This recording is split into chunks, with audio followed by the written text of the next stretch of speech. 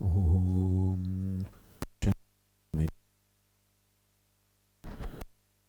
ભવત્વર્યમા શન્ન ઇન્દ્રો બૃહસ્પતિઃ શન્નો વિષ્ણુરુક્રમઃ નમો નમસ્તે વાયો ત્વમેવ પ્રત્યક્ષં બ્રહ્માસિ ત્વમેવ પ્રત્યક્ષં બ્રહ્મ વદિષ્યામિ ઋतं વદિષ્યામિ સત્યં વદિષ્યામિ તન્મામવતુ તદ્વક્તા અવતુ મામ વક્તારમ. ઓમ શાંતિ શાંતિ શાંતિ.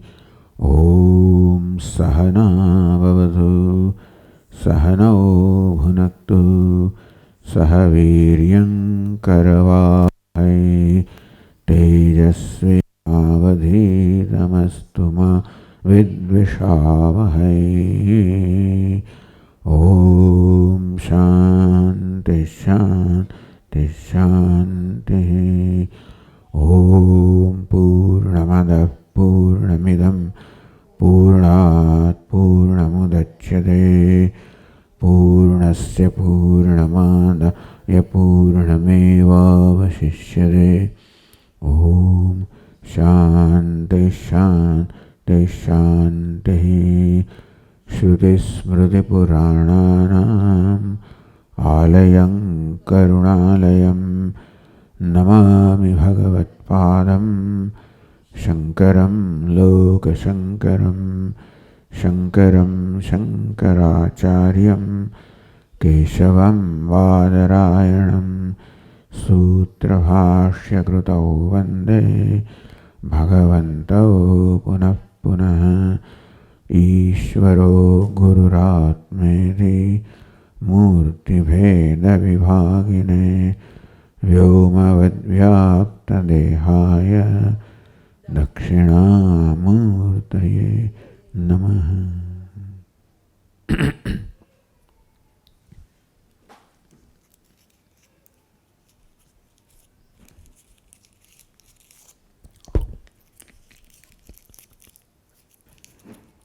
આપણે હવે 8 દિવસ માટે અનુભૂતિ પ્રકાશ એ ગ્રંથના શિબિરનો પ્રારંભ કરવા જઈ રહ્યા છીએ.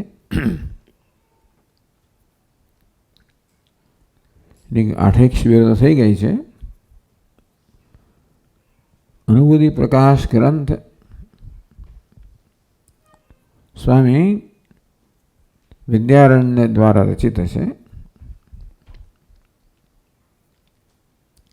વેદાંત સંપ્રદાયમાં ભગવાન આદિ શંકરાચાર્ય પછી કદાચ અત્યંત મહત્વની જો કોઈ વ્યક્તિ હોય તો એ શ્રી વિદ્યારણ્ય સ્વામી છે. એમણે તો ઘણા બધા ઉત્તમ ગ્રંથો રચ્યા છે. એમાંનો આ એક ગ્રંથ છે અનુભૂતિ પ્રકાશ. પ્રયોજન એ છે કે આપણને મુખ્ય ઉપનિષદોનું તાત્પર્ય જે છે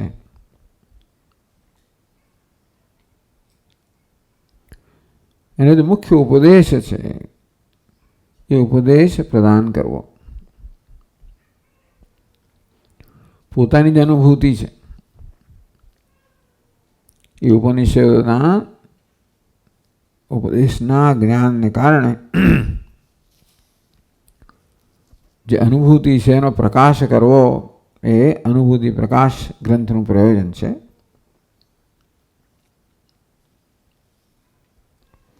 એમણે એવો ક્રમ અપનાવ્યો છે આમાં કે મુખ્ય જે 4 વેદ છે આપણા 4 વેદના જે મુખ્ય ઉપનિષદો છે એ બધાનું એમણે અહીંયા ચર્ચા કરી છે એના મુખ્ય વિષયોની. ઋગ્વેદ, યજુર્વેદ, સામવેદ, અથર્વવેદ. તો અત્યાર સુધીમાં આપણે જોયું ઋગ્વેદમાં ઐતરેય ઉપનિષદ, યજુર્વેદનું તૈત્રીય ઉપનિષદ, સામવેદનું છાંદોગ્ય ઉપનિષદ. એ છાંદોગ્ય ઉપનિષદના 3 અધ્યાયો, 6ઠ્ઠો અધ્યાય એને શ્વેતકેતુ વિદ્યા પ્રકાશ કહેવામાં આવ્યો. 7મો અધ્યાય જેને નારદ વિદ્યા પ્રકાશ કહેવામાં આવ્યો. 8મો અધ્યાય પ્રજાપતિ વિદ્યા પ્રકાશ કહેવામાં આવ્યો. એ 3 અધ્યાય લીધા. અને પછી અથર્વવેદમાંથી પણ 2 ઉપનિષદ લેવામાં આવ્યા, મુંડકોપનિષદ અને પ્રશ્નોપનિષદ. મૈત્રેય ઉપનિષદ, તૈત્રીય ઉપનિષદ, છાંદોગ્યના 3 પ્રકરણ અને અથર્વવેદના 2 ઉપનિષદ. એમ કરીને અત્યારે 7 પ્રકરણો થયા. હવે આપણે 8મું પ્રકરણ લેવા જઈ રહ્યા છીએ.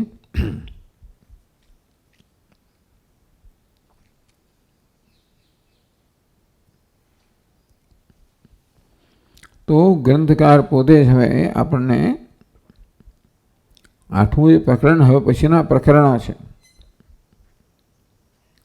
કુલ 20 પ્રકરણો છે આ ગ્રંથમાં. એમાં 12 ઉપનિષદનું વિવરણ કરવામાં આવ્યું છે. કેટલાક ઉપનિષદ ગ્રંથમાં વિસ્તૃત હોવાને કારણે એમને 1થી વધુ પ્રકરણ પ્રાપ્ત થયા છે. એમ છાંદોગ્ય ઉપનિષદના 3 પ્રકરણ, તે બૃહદારણ્યક ઉપનિષદમાં પણ વધુ પ્રકરણ પ્રાપ્ત થશે. બાકી પ્રત્યેક ઉપનિષદ માટે 1 પ્રકરણ અહીંયા આગળ રચવામાં આવ્યું છે. તો અષ્ટમો અધ્યાય, 8મો અધ્યાય છે કૌશિતકી શાખા વિવરણ મધ્યે ઇન્દ્ર પ્રતદન સંવાદ. હવે વળી પાછા આપણે ઋગ્વેદ પર આવી જઈએ છીએ. તો ઋગ્વેદની મુખ્ય શાખાનું ઉપનિષદ ઐત્રેય ઉપનિષદ છે. અંગ શાખાઓ છે, અંગ શાખાનો ઉપનિષદ છે કૌશિતકી ઉપનિષદ. કુશિતક ઋષિ દ્વારા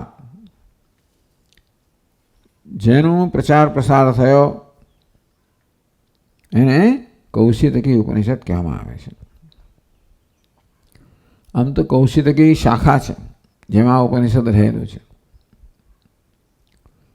મહેશાનંદગીરી સ્વામી કહે છે આ ઋગ્વેદ છે એ પૂર્વ ભારતનું ઉપનિષદ છે. મુખ્યત્વે યજુર્વેદ છે દક્ષિણ ભારતમાં પ્રચાર પામેલું, સામવેદ પશ્ચિમ ભારતમાં, અથર્વવેદ ઉત્તર ભારતમાં. ઋગ્વેદના આચાર્ય હતા હસ્તામલકાચાર્ય, યજુર્વેદના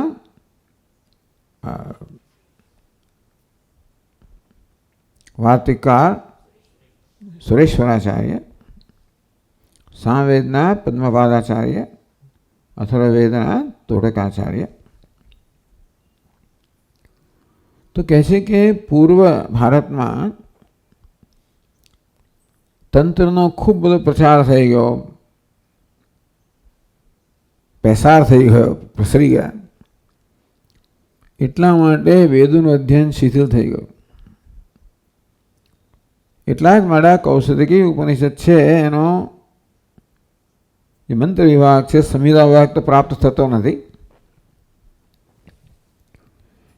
એટલે આ રીતે ઋગ્વેદની કે બધી 8 શાખાઓમાં 1 જ શાખા પ્રાપ્ત થાય છે, એવું છે.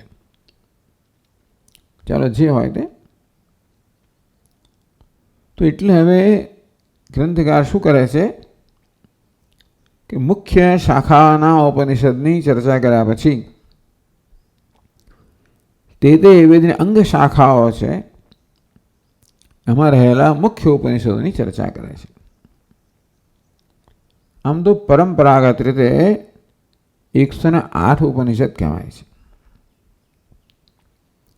એમાંથી ભગવાન ભાષ્યકારે 10 ઉપનિષદ પર ભાષ્ય રચ્યું.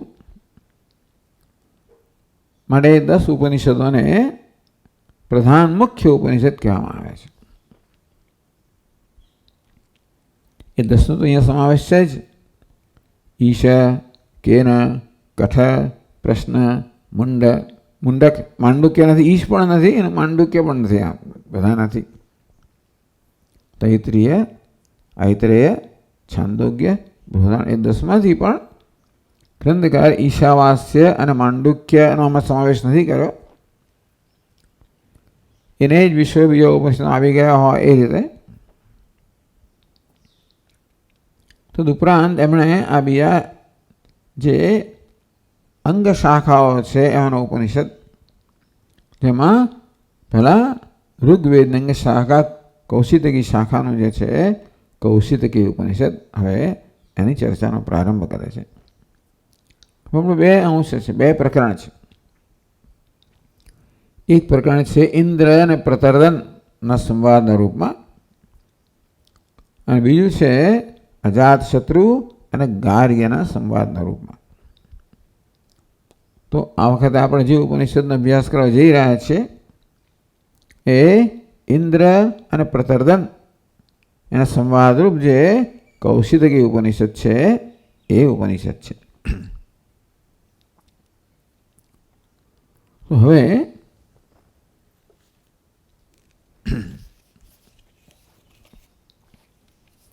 ચાલો આપણે 150 100 કયું પાન છે 215 પાન પર મુખ્યત્વે આપણે આ જે પુસ્તક છે જેમાં ગુજરાતી ભાષાંતર છે એનો મુખ્યત્વે ઉપયોગ કરશો. સાથે સાથે બધાને પીડીએફ મોકલી છે. આની પીડીએફ મોકલવામાં આવી છે કૌશિતકી ઉપનિષદ, જેમાં ઉપનિષદના મંત્રો છે અને ગુજરાતી ભાષાંતર છે. એટલે આપણે મુખ્યત્વે આ 2 પુસ્તકોનો ઉપયોગ કરશું. બીજી ટીકાઓ વગેરે છે જે મારી પાસે છે એનો ઉપયોગ થશે, પણ કદાચ જેની પાસે હોય એનો ઉપયોગ કરી શકે છે, ન હોય તો ચિંતા કરશો નહીં.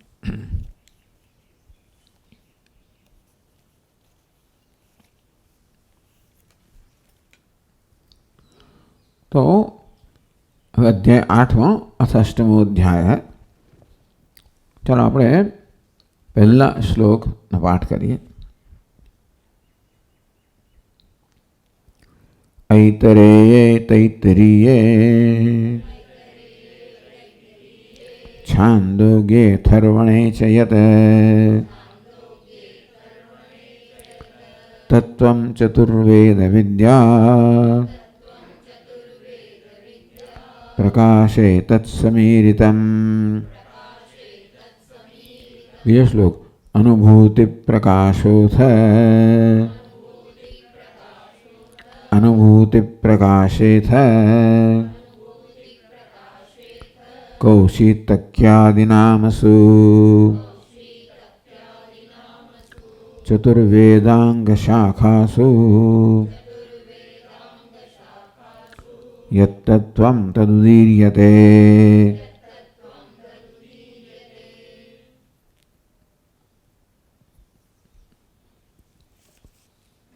તો તૈત્તરીયે છાંદોગ્યે અથર્વણે છે.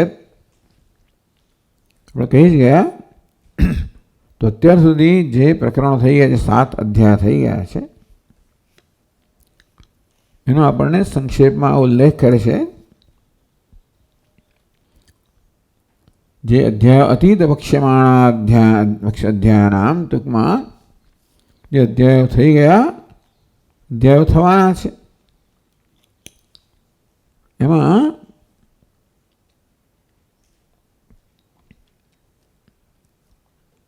નામભેદમ વ્યાખ્યે સ્વરૂપભેદમ ચ વક્તુમ. તો દરેકના ઉપનિષદ નામ ભિન્ન હતા અને એની જે વ્યાખ્યાનું સ્વરૂપ છે, જેની વ્યાખ્યા કરવામાં આવી એ પણ ભિન્ન ભિન્ન હતા. તો કહેવા માટે પહેલા શ્લોકમાં કહ્યું ઐતરેયે તૈત્તરીયે છાંદોગ્યે અથર્વણે ચ યત તત્વં ચતુર્વેદ વિદ્યા પ્રકાશે તત્સમીરિતમ. ऐतरेय प्रथम अध्याय में ऐतरेय उपनिषद, बीजा अध्याय में तैतरेय उपनिषद,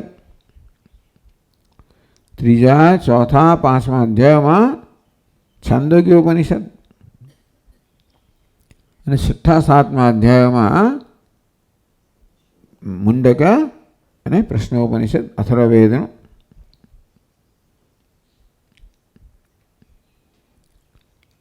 તો સમ્યક ઈરિતમ સમીરિતમ સમ્યક ઈરિતમ એનો સારી રીતે બોધ કરેલો છે, સારી રીતે એનું નિરૂપણ થયું. આ જે ઉપનિષદો કયા એ ચાર વેદની પ્રધાન શાખાઓમાં રહેલા ઉપનિષદ છે. હવે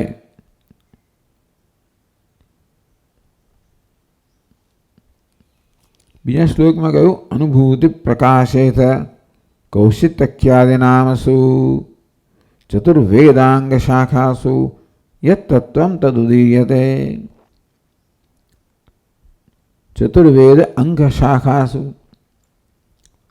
મુખ્ય શાખાઓ અને અંગ શાખાઓ. શાખાઓ તો ખરી જ,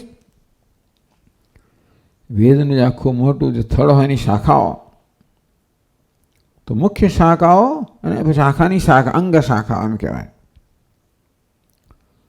તો ચતુર્વેદાંગ શાખા શું? આ ચતુર્વેદની અંગ શાખાઓ છે. કૌશિતક્યાદિ નામ શું?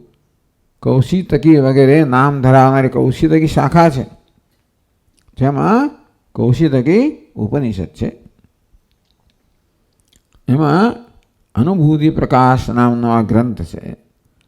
એટલે ગ્રંથકાર પોતે પોતાના ગ્રંથને બે વિભાગમાં વિભાજિત કરે છે.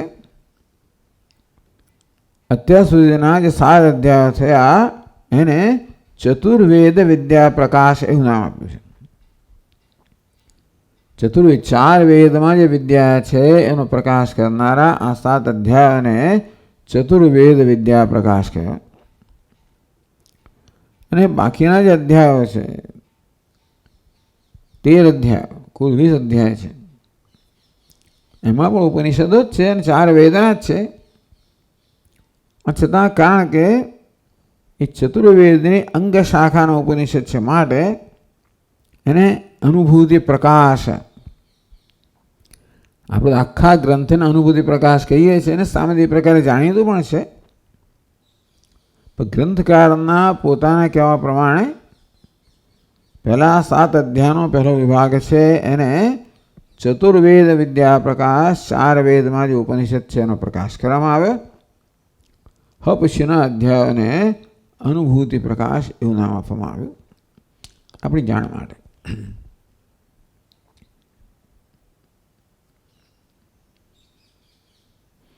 એટલા જ માટે વેદની મુખ્ય શાખાનો ઉપનિષદો જે વિભાગમાં ચર્ચા એને ચતુર્વેદ વિદ્યા પ્રકાશ કહ્યો, અને વેદની અંગ શાખાના જે ઉપનિષદની ચર્ચા છે એને અનુભૂતિ પ્રકાશ એમ કરીને પોતે જ આ ગ્રંથના આ પ્રકારે 2 વિભાગ કરીને જણાવે છે.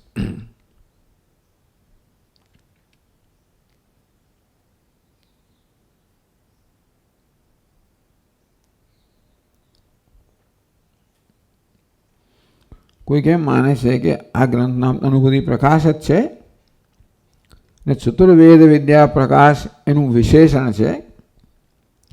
એવું જણાતું નથી, કારણ કે આપણે જ્યારે છાંદોગ્ય ઉપનિષદ અભ્યાસ કરતા હતા ત્યારે શ્રી અભિનવ નારાયણાનંદેન્દ્ર સરસ્વતી જે ટીકાકાર હતા, જે ભાષ્યનો વિસ્તારથી સમજાવતા હતા, 1 થી વધારે સ્થળ પર છાંદોગ્ય ઉપનિષદ ચર્ચા દરમિયાન આ વિદ્યા પ્રકાશ, ચતુર્વેદ વિદ્યા પ્રકાશ એ પ્રકારે નામનો ત્યાં ઉલ્લેખ કરેલો. એ બધું કહેવાય કે ભાઈ પહેલા 7 અધ્યાયના ગ્રંથને વિદ્યા પ્રકાશ કે ચતુર્વેદ વિદ્યા પ્રકાશ કહેવામાં આવે છે. ચાલો જે હોય તે બહુ મહત્વનું, આ તો આપણે માત્ર માહિતી માટે કહેવામાં આવ્યું. તો બીજા શ્લોકમાં કહેવામાં આવ્યું અનુભૂતિ પ્રકાશ અથ એટલે હવે પછી. તો આ પ્રકારે ચતુર્વેદ વિદ્યા પ્રકાશના 7 અધ્યાય સમાપ્ત થયા. હવે 8મા અધ્યાયથી અનુભૂતિ પ્રકાશ જે ગ્રંથ જે શરૂ થાય છે એમાં કૌશિતક્યાદિ નામસુ, કૌશિતકી વગેરે નામથી. એમાં પાછા હવે કૌશિતકી એના માટે 2 પ્રકરણ, મૈત્રાયણી, કઠોપનિષદ, શ્વેતાશ્વતરોપનિષદ એમ કરીને 5 પ્રકરણ આવશે. પછી આવશે બૃહદારણ્યક વગેરે ઉપનિષદો. તો કૌશિતકી વગેરે નામથી જે ચતુર્વેદાંગ શાખાસુ, ચતુર્વેદ અંગ શાખામાં યત તત્વમ તદ ઉદીર્યતે, જે તત્વ છે એને હવે ઉદીર્યતે એને સારી રીતે પ્રકટ કરવામાં આવી રહ્યું છે, કહેવામાં આવી રહ્યું છે.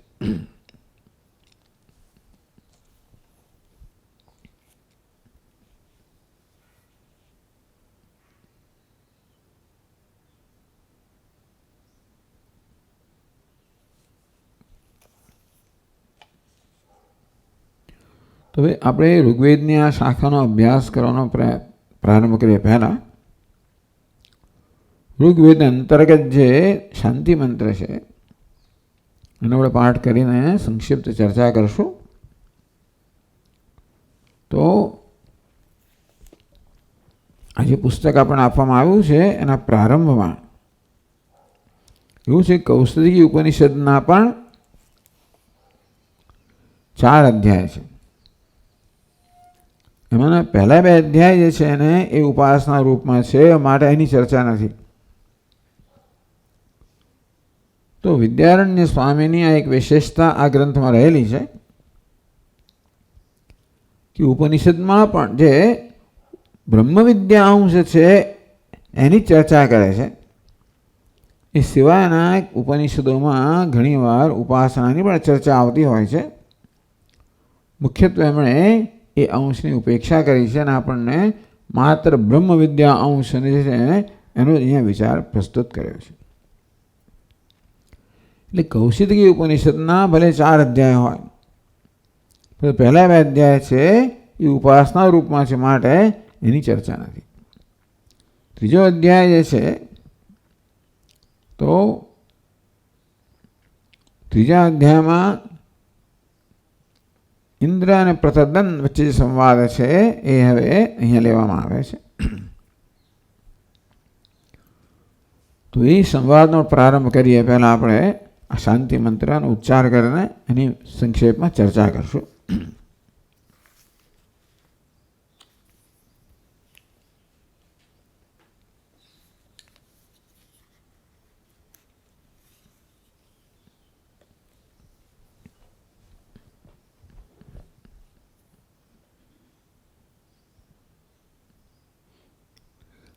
અહીં કહેવા પ્રમાણે કૌશિક ઉપનિષદ ઋગ્વેદના શંખાયન બ્રાહ્મણને અંતર્ગત છે. કુશીએ તેનો પ્રચાર કર્યો એટલે એને કૌશિક ઉપનિષદ કહેવામાં આવે છે. અને તે જ નામના આરણ્યકના 3થી 6 અધ્યાય સુધી છે. એને શાંખાયન બ્રાહ્મણની અંદર જે કૌશિકી આરણ્યક છે એના 3થી 6 4 અધ્યાય રૂપમાં આ ઉપનિષદ છે. ઓમ વાંગ મે મનસી પ્રતિષ્ઠિતા મનો મે વાચિ પ્રતિષ્ઠિતમ આવિરાવિર્મ એધિ વેદસ્ય મઆણીસ્થઃ શ્રુતં મે મા પ્રહાસી અનેનાધીતેન અહોરાત્રાન સંદધામિ ઋતં વદિષ્યામિ સત્યં વદિષ્યામિ તન્મામવતુ તદ્ભક્તારમવતુ અવતુ મામ અવતુ ભક્તારમવતુ ભક્તારમ.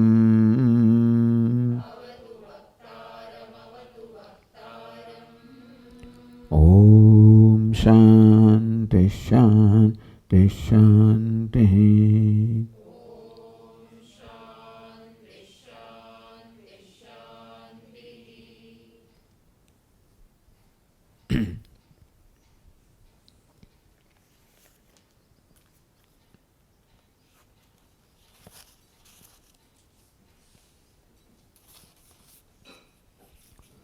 ओम वांग में मनसि प्रतिष्ठिता.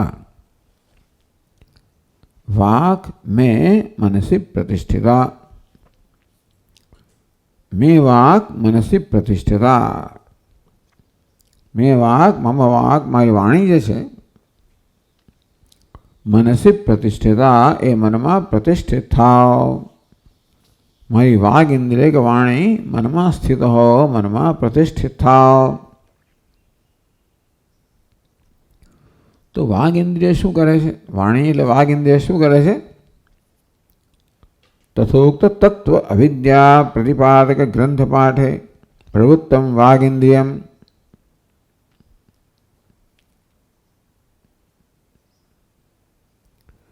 तो खरेखर अविद्याने दूर करवा माटे तत्वનું प्रतिपादन करवा माटे जे वाणी हवे प्रवृत्त थई छे. कारण के आ शांति मंत्रનું ઉચ્ચારણ થાય છે ઉપનિષદના પાઠના પ્રારંભમાં. ગુરુજી અને શિષ્ય બંને સાથે જ શાંતિ મંત્રનો પાઠ કરે છે. કહે છે કે મારી વાણી જે છે એ મનમાં પ્રતિષ્ઠિત થાવ. તો વાણી તો ગુરુજીની છે. શિષ્યની પણ ખરી મુખ્યત્વે વાણી ગુરુજીની છે.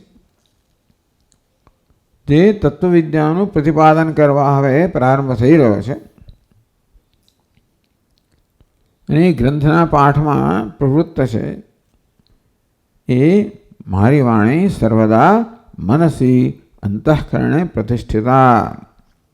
હે દેવતાઓ કૃપા કરો કે મારી વાણી હંમેશા મનમાં પ્રતિષ્ઠિત રહે. मनसा यद्यच्छब्द जातम विवक्षितम तत्पठतु. तो वाणी मन में प्रतिष्ठित नो अर्थ शुं छे कि मन में जे शब्दों उद्भवे ए शब्दों छे ए शब्दों उच्चारण वाणी करे. अर्थात वाणी ने पोतानुं कोई प्रयोजन ना होय. वाणीनुं प्रयोजन छे ए सर्व रीते मनना प्रयोजन में ज विलीन थई जाय. अंतेथी मन में जे शब्द उद्भवे एनु उच्चारण वाणी करे. वाक में मनसि प्रतिष्ठिता मनो में वाचि प्रतिष्ठितम. मारू मन छे ए वाणी में प्रतिष्ठित होय. मम मनः अंतःकरणम वाचि प्रतिष्ठितम. तेज मारू मन जे छे ए वाणी में प्रतिष्ठित थाव. यद्यद् विद्या प्रतिपादकत्वेन वक्तव्यम शब्दजातमस्ति तो मनसा विवक्षते. तो वाणीनुं शुं कार्य छे? विद्यानुं प्रतिपादन करवुं. तो विद्याना प्रतिपादन करवामां जे वाक्योनुं अने ते शब्दोनुं उच्चारण करवानुं छे वाणी वडे. तो विद्यानुं प्रतिपादन करवा माटे वाणी वडे जे शब्दों अने वाक्योनुं उच्चारण थवुं जोईए ए ज मननी अंदर एनुं स्फुरण मनमा थवुं जोईए. मन क्यांय बेधान न होय કે જેથી વાણી જે ઉચ્ચાર કરવા માગે છે એને કરતાં બીજી વસ્તુ મનમાં સ્ફુરે અને આ રીતે વાણી જે છે એ બિચારી વિક્ષિપ્ત થઈ જાય. કે વાણી પણ બેધ્યાન ન હોય કે મનમાં જે વિચારો શબ્દો સ્ફુરે છે એનું જ ઉચ્ચારણ કરે. એવમ અન્યોન્ય અનુગૃહીતમ વાંગ મનસી. આ પ્રકારે વાણી અને મનમાં એક વાક્યતા હોય, પરસ્પરની અનુકૂળતા હોય, પરસ્પરની ઉપકારકતા હોય, પરસ્પરનો અનુગ્રહ હોય, બંને એક જ તાલમાં હોય, એક જ સૂરમાં હોય. વિદ્યા સંગ્રહમ સાકલ્યેન અવધારતું શક્નુતઃ. એવું છે ને કે આ પાઠ તો વેદનું ઉચ્ચારણ કરતી વખતે પણ સામાન્યતા શાંતિ પાઠ છે. એ જ્યારે શિષ્ય ગુરુજી પાસેથી વિદ્યા શીખી રહ્યો છે ત્યારે તો ઉચ્ચારણ થઈ રહ્યું છે. ગુરુજી ઉચ્ચારણ કરે અને શિષ્ય દોહરાવે. એ રીતે ગુરુજીની વાણી અને શિષ્યની વાણી, ગુરુજીનું મન અને શિષ્યનું મન બંનેમાં એકતા, એક સુરતા હોવી જોઈએ. તો પછી આ પ્રકારે જે ગ્રંથનું હવે ઉચ્ચારણ થઈ રહ્યું છે, પાઠ થવા જઈ રહ્યો છે, એ સર્વ રીતે આ શિષ્ય છે એ પોતાના અંતઃકરણમાં, મનમાં ધારણ કરી શકે. એકાગ્રતા હોય તો જ ઉચ્ચારણ પણ જે પ્રકારે ગુરુજી કરે જે પ્રકારેનું ઉચ્ચારણ શિષ્ય કરે, સાથે સાથે એ ગ્રંથ છે કે પાઠ છે એને મનમાં યાદ રહે, સ્મરણ રહે, ધારણ કરે. એવું ત્યારે થાય જ્યારે આ વાણી અને મનમાં સુમેળ હોય. એ પ્રકારના વાણી અને મનના સુમેળની પ્રાર્થના કરવામાં આવી. વેદસ્યમાં આણીસ્થ દ્વિવચન છે. તો વાણીના મનને હવે પ્રાર્થના કરવામાં આવે છે. મનસ સાવધાનત્વ ભાવે વાગ ઇન્દ્રિય સુપ્ત ઉન્મત્ત પ્રલાપાદિવત કિંચિત અસંગતમ બૃહ્યાત. એ ટીકાકાર કહે છે કે મન જો સાવધાન ના હોય, વાણી ઉચ્ચારણ કરી રહી છે ત્યારે મન સાવધાન ના હોય તો વાણીના મનનું માર્ગદર્શન ના મળે તો જેમ તેમ બોલે. પછી પેલો ઊંઘમાં માણસ બોલે કે ગાળો માણસ બોલે એમાં મન પાછળ હોતું નથી. કે ઊંઘમાં માણસ મન ઊંઘી ગયું હોય અને ગાળા માણસો મન કામ ના કરતું હોય. એટલે આ લોકો જે પ્રલાપ કરે એ કેવો છે, માત્ર વાણી જ પ્રલાપ કરી રહી છે. તો મન જો વાણી પાછળ ન હોય, સાવધાની ન હોય તો વાણીનો પ્રલાપ થઈ જાય. વાચ પાઠાભાવે ગદગદ રૂપયા વાચા વિવક્ષિત મિથાન ઉચ્ચાર્ય તે. વાણી સાવધાન ન હોય, જેમ તેમ બોલવા લાગે, ગદગદ થઈ જાય એટલે કે એનું ઉચ્ચારણ બરાબર ન થાય તો પણ જે વાણી વડે જે બોલવાની વિવક્ષા છે એ ન થાય.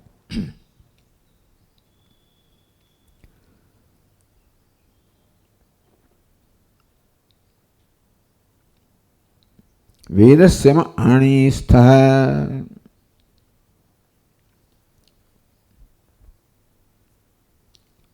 મેં વેદસ્ય આણીસ્થ. મારે સારું તમે વેદને પ્રગટ કરો. એ તો જ થાય ને. વાણીના મનનો આ પ્રકારે સુમેળ હોય તો વેદનું જે સ્વરૂપ છે, વેદનો જે વ્યવસ્થિત પાઠ છે એ પ્રગટ થાય. અથવા તો આપણા કિસ્સામાં વેદનું જે તાત્પર્ય છે એ વેદનું તાત્પર્ય પ્રગટ થાય. વેદને, ઉપનિષદને હે વાણીને મન તમે મારી સમક્ષ પ્રગટ કરો. વેદસ્યમાં આણીસ્થ. શ્રુતમ મે મા પ્રહાસી.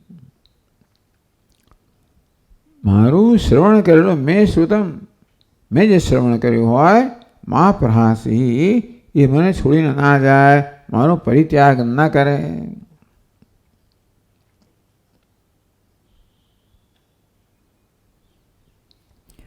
મીમદર્થમ વેદસ્ય ઉક્તત્વદીય ગ્રંથસ્ય આનયન સમર્થે ભવતા. ટૂંકમાં જે આ પ્રકારે આ વેદને મારી સમક્ષ લાવો એટલે તમે બંને વેદને લાવવા માટે સમર્થ બનો. આનયન સમર્થે ભવતા. વાણી પણ આપણા પર કૃપા અનુકૂળ હોય અને મન બંને અનુકૂળ હોય તો બંને જે વેદ છે, આ કિસ્સામાં ઉપનિષદ છે, એ મારી સમક્ષ લાવો. શ્રુતમ મે મા પ્રહાસી ગુરુમુખાત અધિતમ ગ્રંથમ. ગુરુના મુખથી જે ગ્રંથનું અધ્યયન કરું છું, મા પ્રહાસી મા પરિત્યજતું. આપણે ગુરુજી બોલે, દોહરાવીએ, બધું સરસ થાય, પણ શિષ્ય ઈચ્છે કે જે આ ગ્રંથ હું ઉચ્ચારી રહ્યો છું એનું મારા મનમાં ધારણા થાય, એટલે વળી પાછો મને છોડીને ના જતો રહે. વિસ્મૃતમ મહાભૂતિથી આવત. તો આ પ્રકારે એ ગ્રંથનું વિસ્મરણ ના થાય. એની પહેલા આવિરાવિરમાં એધી એ રહી ગયું. આવી મેં એધી.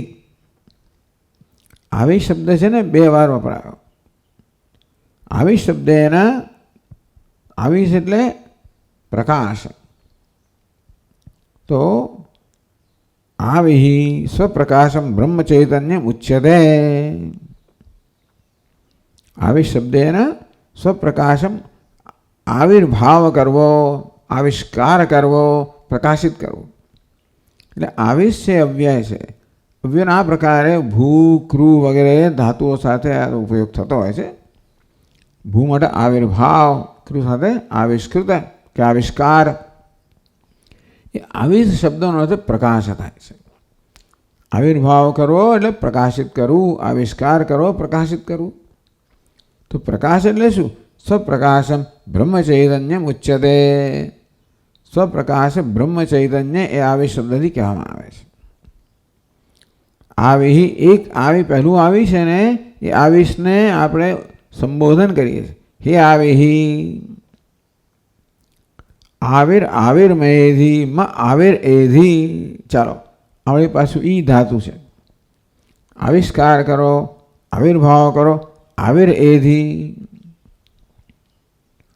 તો હે વાણીને મન, આવિષ અર્થાત સ્વપ્રકાશ ચૈતન્ય છે, એનો તમે બંને મારી સમક્ષ આવિષ્કાર કરો. હે સ્વપ્રકાશ બ્રહ્મ ચૈતન્યાત્મન. તો આવિષ સંબોધન કરવામાં આવ્યું. હે સ્વપ્રકાશ બ્રહ્મ ચૈતન્ય, હે આત્મન, મેં મદર્થમ મારા માટે આવી એધી. તો ચાલો આપ પ્રકાશિત થાઓ. હે બ્રહ્મન, હે આત્મા, આપ મારી સમક્ષ પ્રકાશિત થાઓ. અવિદ્યા આવરણ અપનયનાર્થમ પ્રકટીભવ. અવિદ્યાના આવરણને દૂર કરવા માટે હે પરમાત્મા, આપ મારી સમક્ષ પ્રગટ થાઓ. આવિર્મયથી પછી કહ્યું વેદસ્ય મેં આણીસ્થ. હે મન અને વાણી બંને આપ છે એ વેદને મારી સમક્ષ લાવો.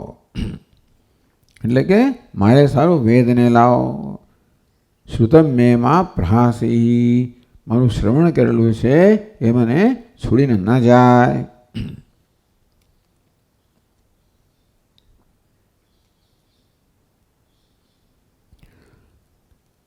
પછી અનેન અધીતેન અહોરાત્રામ સંદધામી. અનેન અધીતેન. હે મન અને વાણી, તમારા દ્વારા આજે હું વેદનું અધ્યયન કરું, અધ્યયનથી જે જ્ઞાન પ્રાપ્ત કરું એનાથી અહોરાત્રાન સંદધામી. એને દિવસ રાત જોડી દઉં. દિવસ રાત આ પાઠ કરું, દિવસ રાત અધ્યયન કરું. અને એના વિસ્મરણ રહિત અધીતેન. તો ગુરુમુખથી જે ગ્રંથનું શ્રવણ કર્યું, હવે પ્રાર્થના કરી કે આ ગ્રંથનું વિસ્મરણ ના થાવ. એવા જેનું વિસ્મરણ થયું નથી એવા ગ્રંથથી અહોરાત્રાન સંદધામી. દિવસ રાતને જોડી દઉં. આલસ્યમ પરિત્યજ્ય અધિતમ ગ્રંથમ નિરંતરમ પઠામી. આળસનો ત્યાગ કરીને નિરંતર દિવસ રાત જે ગ્રંથનું શ્રવણ કર્યું અને જે ગ્રંથને ધારણ કર્યો તો વેદના કિસ્સામાં સતત એનો પાઠ કર્યા કરો, ઉપનિષદના કિસ્સામાં સતત એનું ચિંતન કર્યા કરો, એ વિચાર કર્યા કરો, દિવસ રાત એને જોડી દો. ઉત્તમ પ્રાર્થના કરવામાં આવી કે મન વાણી મારા પર કૃપા કરો, કે વેદને મારી સમક્ષ લાવો. એક તો આ વચ્ચે પરસ્પર સુમેળ થાવ, વેદને મારી સમક્ષ લાવો. એ પહેલાં કહ્યું, હે પરમાત્મા, આપ મારી સમક્ષ પ્રગટ થાઓ. આ અધ્યયન દ્વારા અવિદ્યાનું આવરણ દૂર કરીને ભગવાન આ મારી સમક્ષ પ્રગટ થાઓ. હે મન અને વાણી, તમે વેદને મારી સમક્ષ લાવો, વેદના તાત્પર્યને પ્રગટ કરો. અને સાથે સાથે આ જે પઠન કરેલું છે, શ્રવણ કરેલું છે, એનું વિસ્મરણ ના થાય, એને હું ધારણ કરું. એટલું જ નહીં, પરંતુ સતત એનું અનુસંધાન કરું. જે કંઈ મેં પઠન કર્યું એનું, કે જે શ્રવણ કર્યું, જે અધ્યયન કર્યું, જે મને જ્ઞાન થયું, જે કંઈ મને સમજ પ્રાપ્ત થઈ, એનું સતત અનુસંધાન થાય, દિવસ અને રાત અનુસંધાન થાય. ઋતમ વદિષ્યામિ સત્યમ વદિષ્યામિ. ઋતમ અસ્મિન પઠે ગ્રંથે, ઋતમ શબ્દનો અર્થ અને સત્યનો અર્થ પરમાત્મા પણ થાય. પરમાત્મ વસ્તુ વદિષ્યામિ કથયિષ્યામિ.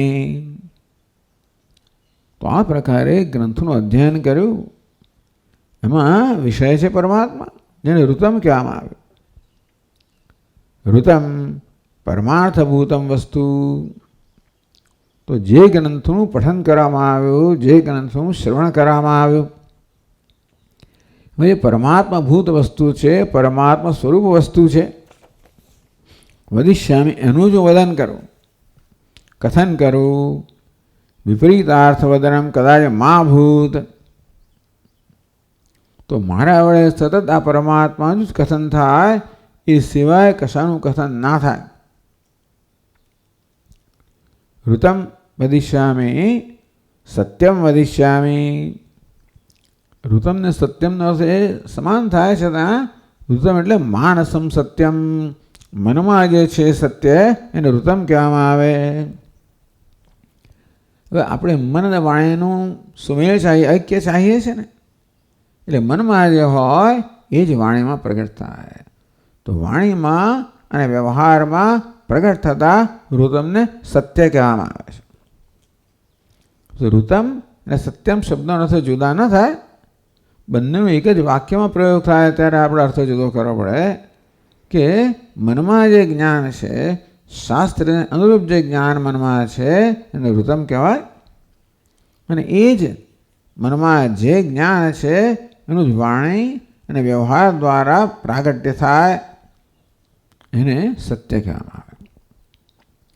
ટૂંકમાં બહુ અગત્યની વસ્તુ એ છે કે આપણે સત્ય બોલીએ એ પૂરતું નથી.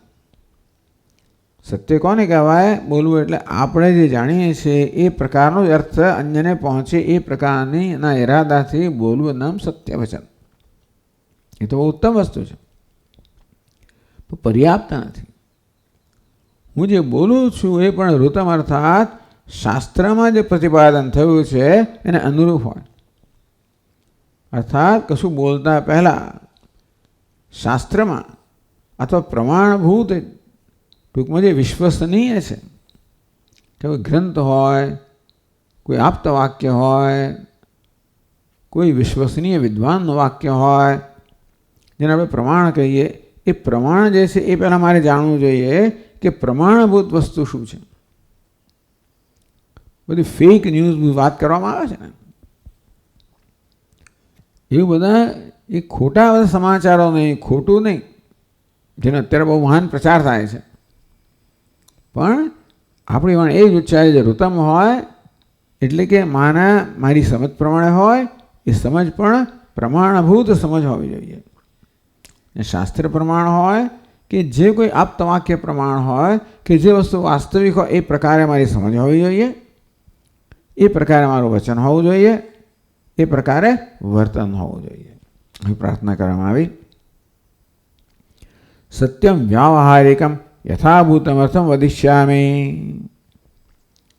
તો આ પ્રકારે ઋતમ એટલે હું જે જાણું છું એ પ્રકારે જ હું બોલીશ, એ પ્રકારે જ વર્તીશ. ટૂંકમાં ન તો વિપરીતાર્થમ વદનમ કદાચિદપી. એક વસ્તુનું સાચી જાણું છું અને તે વિરુદ્ધ બોલું એ ક્યારે પણ ન થાય. સાચી જાણું છું એ પ્રકારે જ વર્તન કરું, વિપરીત વર્તન ક્યારે પણ ન થાય.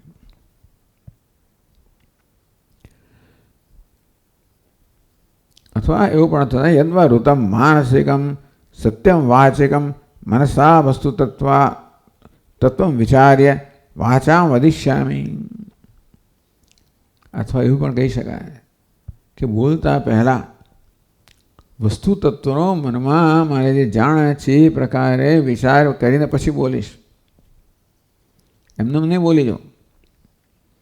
હવે આવેગમાં આવીને બોલી જઈએ, વિચાર કર્યા વગર બોલી જઈએ તો આપણો ઈરાદો સાચો હોય તોય પણ કામ ના લાગે.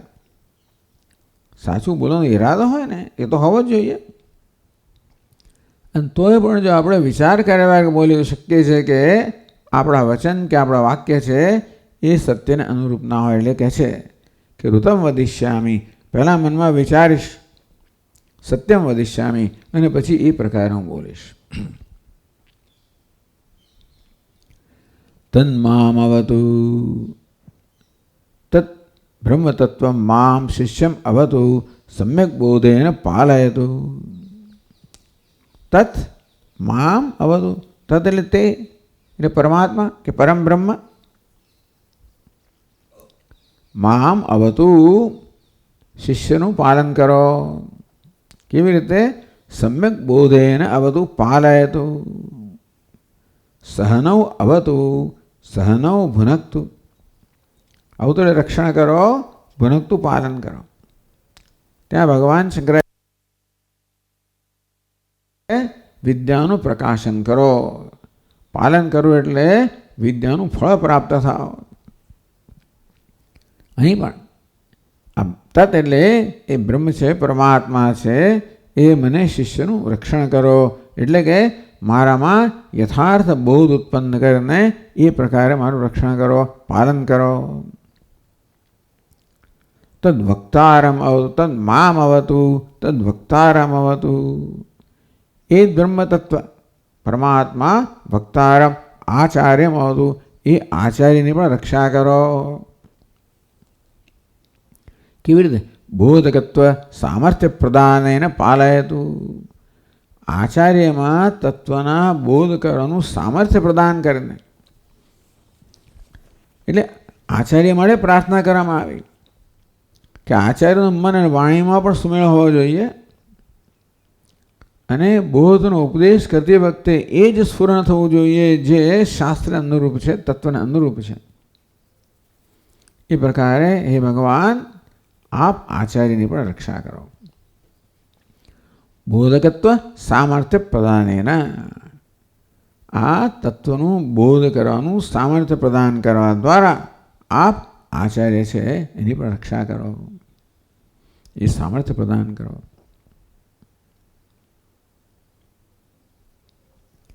એવમ સાધન કાલે, આ પ્રકારે જ્યારે આચાર્ય પ્રતિપાદન શિષ્ય શ્રવણ કરી રહ્યો છે, આ અને સાધન આપણે કહીએ શ્રવણ વખતે.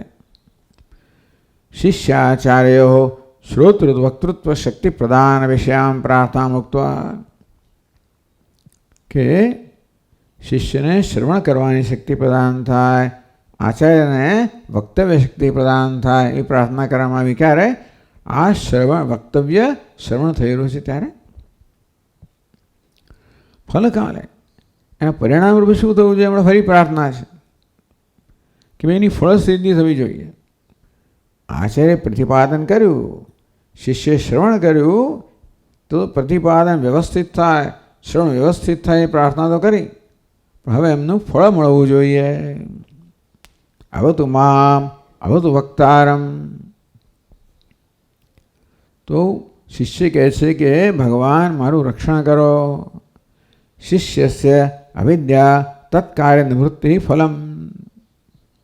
તો શ્રવણ તો કર્યું, હવે અવિદ્યા અને અવિદ્યાનું કાર્ય છે અહંકાર મમકાર આ બધાની નિવૃત્તિ થાય. એ બ્રહ્મ વિદ્યાનું જે ફળ છે એ ફળ પ્રાપ્ત થાવ.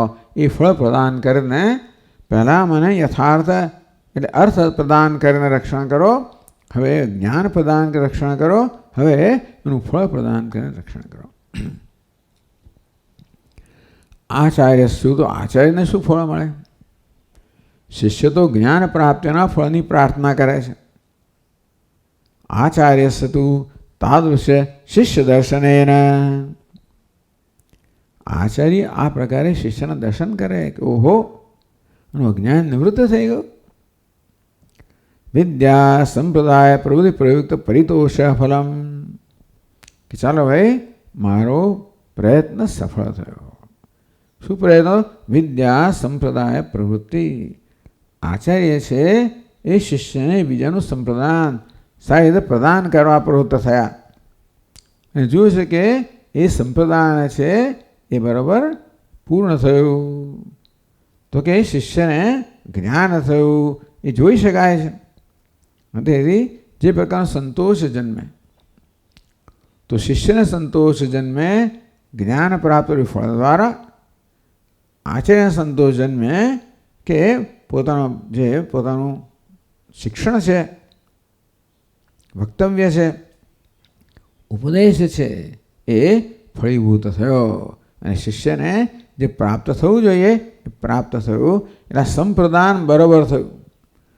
આચાર્યએ પણ બ્રહ્મ વિદ્યાનું ઉત્તમ રીતે પ્રદાન કર્યું અને શિષ્યએ પણ ઉત્તમ રીતે પ્રાપ્ત કર્યું. એ જોઈને જે સંતોષ થાય એવો સંતોષ આચાર્યને થાય.